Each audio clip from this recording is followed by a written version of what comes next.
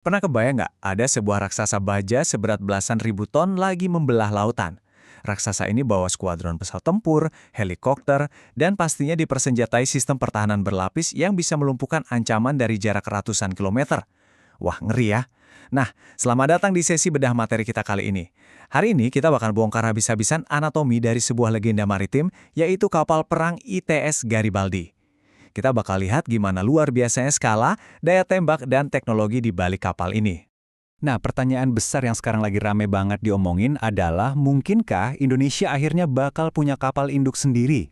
Jadi gini, bulan Oktober 2024 kemarin, Angkatan Laut Italia resmi memensiunkan ITS Garibaldi ini. Posisinya sekarang udah digantiin sama kapal Trieste. Nah, karena Garibaldi ini lagi nganggur, langsung deh muncul rumor kuat soal potensi akuisisi strategis oleh Indonesia. Seru kan? Oke, biar pembahasannya terarah, ini agenda kita. 1. Potensi kapal induk Indonesia. 2. Spesifikasi sang raksasa laut. 3. Kapasitas sayap udara. 4. Sistem persenjataan dan pertahanan. Dan yang kelima, teknologi sensor dan mesin. Yuk, langsung kita mulai. Kita masuk ke bagian pertama, potensi kapal induk Indonesia, kecocokan strategis untuk kekuatan pokok minimum.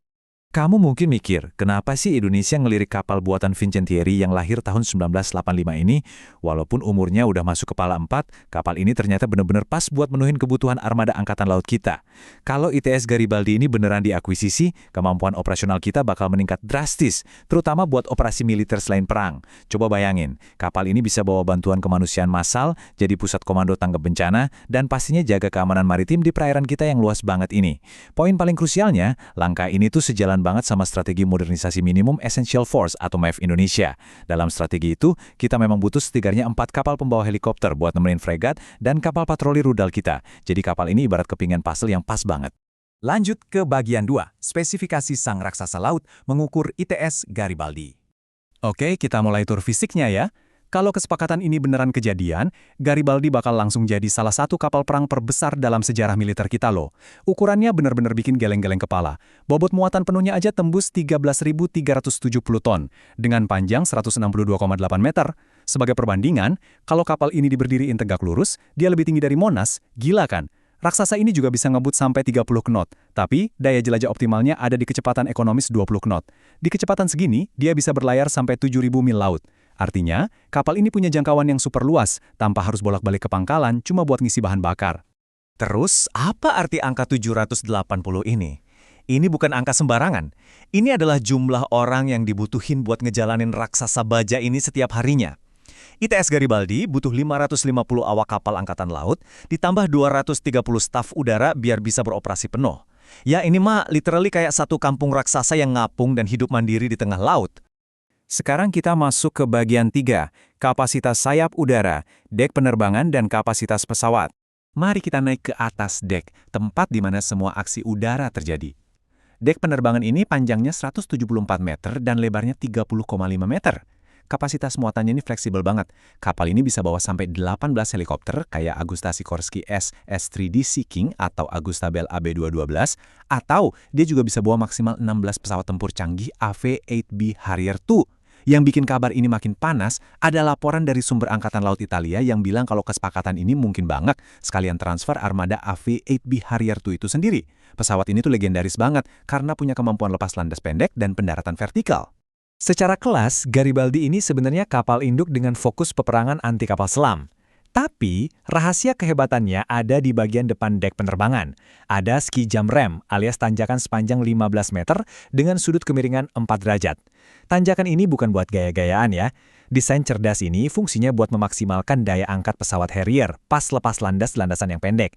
Jadi, kapal ini bisa banget diandelin buat komando udara, pengawalan konvoi, sampai urusan logistik. Masuk ke bagian 4, sistem persenjataan dan pertahanan, kemampuan tempur berlapis. Udah bahas udaranya, sekarang kita bahas daya tembaknya. Semua senjata di kapal ini dikendaliin sama otak super pintar yang namanya Sistem Komando dan Kendali IPN-20. Otak ini terus-terusan ngumpulin data dari semua sensor dan jaringan komunikasi, termasuk sistem Link 16, buat ngebentuk gambaran situasi taktis secara real-time. Nah, otak inilah yang ngatur semua jaringan pertahanan tempur dan senjata mematikannya, mulai dari rudal anti permukaan jarak jauh, pertahanan jarak pendek, sampai meriam ganda otomatis. Kalau ngomongin daya tembak, angka 120 km ini benar-benar harus ditekankan. Di bagian belakang kapal ada 4 peluncur rudal permukaan ke permukaan NVIDIA Automat. Tiap rudal ini ukurannya masif, bawa hulu ledak 210 kg, punya radar pelacak aktif dan bisa menghantam target musuh dengan sangat presisi dari jarak sejauh 120 km. 120 km, bayangin aja! Buat pertahanan dirinya sendiri, kapal ini ibarat benteng dengan perlindungan berlapis-lapis.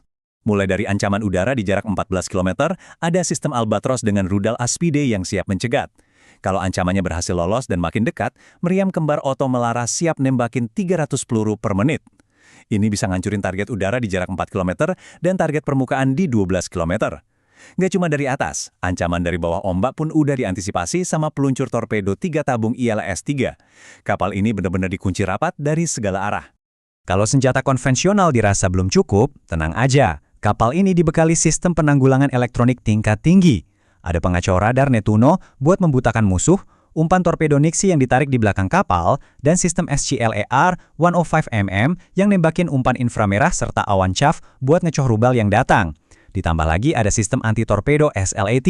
Intinya, ITS Garibaldi ini nggak cuma ganas pas nyerang, tapi juga super susah buat ditumbangin.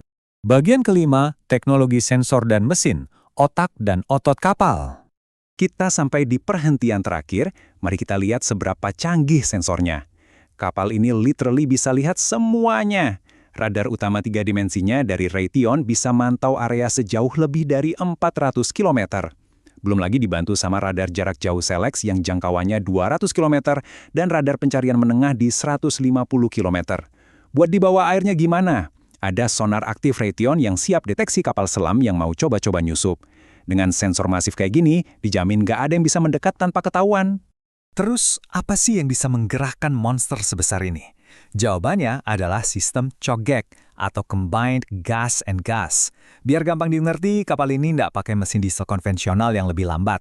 Dia pakai 4 mesin turbin gas LM2500 buatan Fiat di bawah lisensi General Electric. Turbin-turbin ini kerja kompak barengan buat ngasilin tenaga mekanis yang super besar dan ngerespon cepat banget langsung ke poros baling-baling kapal. Dan berapa besar tenaga yang dihasilkan?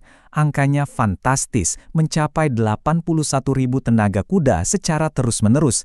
Coba pikir, butuh tenaga segede itu buat dorong dan bermanuverin benteng baja seberat 13.000 ton ini ngebut di samudra dengan kecepatan 30 knot. Ini benar-benar mahakarya rekayasa mesin yang luar biasa tangguh dari era 80-an, tapi masih sangat relevan dan mendominasi sampai detik ini. Wah, kita udah bahas semuanya nih, mulai dari ukuran fisiknya yang raksasa, kapasitas udaranya yang fleksibel dengan kehadiran pesawat Harrier dan helikopter, sampai sistem tempur dan sensornya yang canggih banget buat dukung operasi strategis militer maupun kemanusiaan. Jadi saya mau ninggalin satu pemikiran terakhir buat Anda. Kalau kesepakatan ini beneran terwujud, menurut kalian gimana raksasa laut berusia 40 tahun ini bakal ngubah peta keamanan maritim di Asia Tenggara ke depannya? Apakah ini lompatan besar yang selama ini kita tunggu-tunggu? Terima kasih ya udah ngikutin sesi bedah materi ini, terus kembangkan rasa ingin tahu Anda, dan sampai jumpa di pembahasan berikutnya.